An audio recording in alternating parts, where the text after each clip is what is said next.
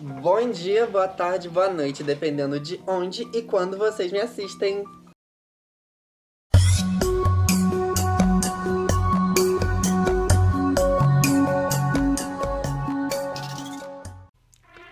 A moeda de réis foi a moeda oficial do Brasil durante grande parte de sua história. Elas desempenharam um papel importante na economia do país e passaram por diversas transformações ao longo dos anos.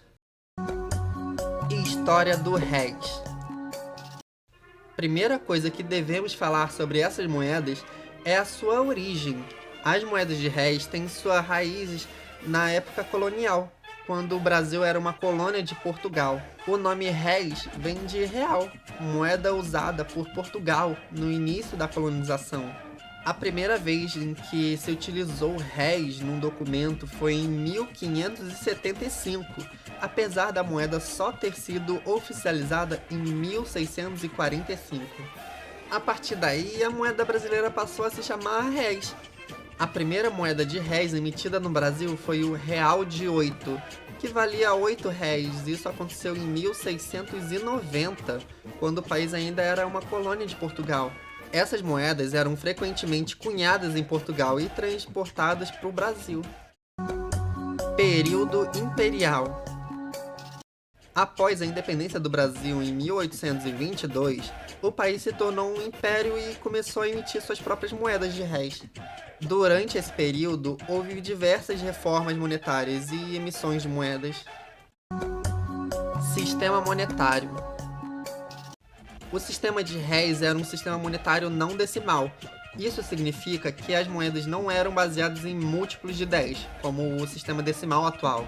Em vez disso, as moedas tinham valores como 20, 40, 80 réis. Desenhos regionais. Durante o Império, diferentes províncias brasileiras tinham autorização para cunhar suas próprias moedas de réis, o que resultou em uma grande variedade de designs regionais. Ao longo dos séculos, uma grande variedade de moedas de réis foi cunhada no Brasil. Elas variavam de tamanho, valor e metal. As moedas podiam ser feitas de ouro, prata, cobre e outros materiais, e isso foi para se adaptar às necessidades econômicas do país.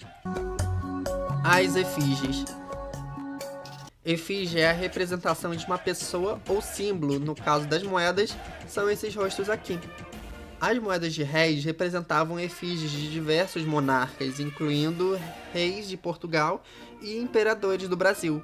Cada mudança no governo frequentemente resultava na cunhagem de novas moedas com a efígie do monarca reinante.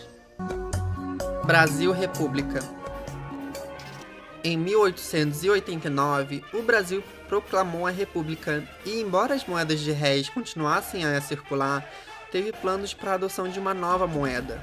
Em 1942, o cruzeiro foi introduzido como a moeda oficial do Brasil, substituindo o réis.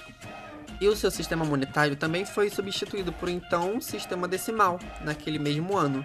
Isso marcou o fim das moedas de réis e as moedas ganharam novos valores, das quais estamos acostumados hoje em dia, com moedas de 5, 10, 25, 50... Moedas. Bom, agora chegou a hora de eu falar sobre as moedas da minha coleção. Vou começar das moedas de réis mais velhas para as mais novas. A primeira moeda é a moeda de 20 réis de 1869. Essa é a moeda mais velha que eu tenho em toda a minha coleção até o atual momento. Essa é a efígie do imperador Dom Pedro II. Pedro II, nascido no Rio de Janeiro, foi o segundo e último monarca do Império do Brasil, imperando no país durante 58 anos. Foi o filho mais novo do imperador Dom Pedro I do Brasil e da imperatriz Maria Leopoldina da Áustria. Pedro começou seu reinado com apenas 5 anos, obrigando a passar a maior parte do seu tempo estudando para reinar. Próxima moeda é essa aqui, de 100 réis, de 1893. Nessa moeda vemos a efígie do Cruzeiro do Sul, que é uma constelação. Agora nessa é a moeda de 200 réis, de 1901. Aqui agora vemos a efígie da liberdade. Não é uma pessoa, mas sim um símbolo de liberdade. Existia tanto nos réis até os dias de hoje.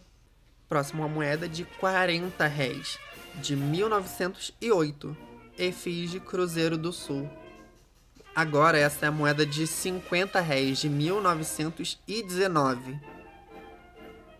Essa é a moeda de 500 réis, de 1924. Essa é a moeda de 2.000 réis, ou 2.000 réis, de 1924 também. Essa é a moeda de 1.000 réis, ou 1.000 réis, de 1925. Essa é a moeda de 200 réis, de 1930. Percebe-se que todas essas moedas que eu citei agora, dos 50 réis até a moeda de 200 réis, todas as efígies são da liberdade. Esse é um símbolo gigantesco, tanto naquele tempo quanto hoje em dia, até porque no nosso real também tem essa personagem. Bom, agora passando para a moeda de 300 réis de 1937, essa moeda vemos o Carlos Gomes, o mais importante compositor de ópera brasileiro. Foi o primeiro compositor brasileiro a ter suas obras apresentadas no renomado Teatro Alla Scala, de Milão, na Itália. Moeda de 400 réis, de 1938. Nessa moeda vemos o Getúlio Vargas, que foi um militar, advogado, político brasileiro e líder da Revolução de 1930, que terminou com a República Velha. Agora para a moeda de 400 réis, de 1938, a efígie de Oswaldo Cruz, o pioneiro sanitarista brasileiro, que também foi um médico, bacteriologista e epidemiologista.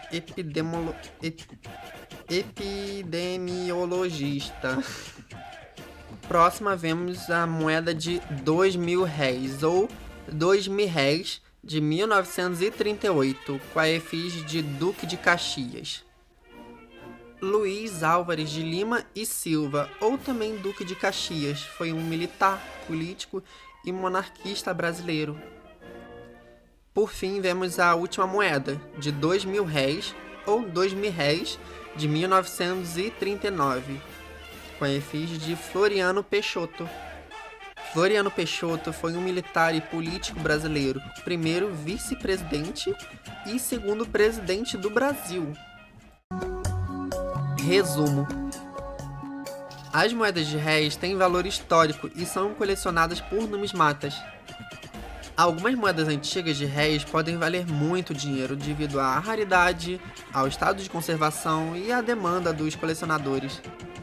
As moedas de réis foram uma parte significativa da história monetária do Brasil, abrangendo desde a época colonial até o século XX. Elas desempenharam um papel importante na economia brasileira e continuam sendo objeto de interesse histórico e colecionismo. Muito obrigada por vocês estarem até aqui. Foi muito difícil fazer esse vídeo, mesmo que tenha sido rápido, mas foi muito, além de divertido, muito legal saber sobre a história do nosso país lá no comecinho. Deu muito trabalho. Curta, comenta, compartilha para mais e até a próxima. Tchau, tchau!